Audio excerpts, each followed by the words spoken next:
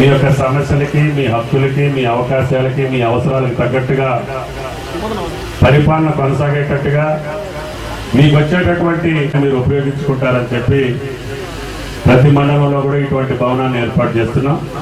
2 నుంచి ప్రభుత్వ ఆసుపత్రుల్లో ప్రసరించిన ప్రతి తల్లికి 12,000 రూపాయలు ఇవ్వమని చెప్పి కూడా ముఖ్యమంత్రి గారు ఆదేశించారు.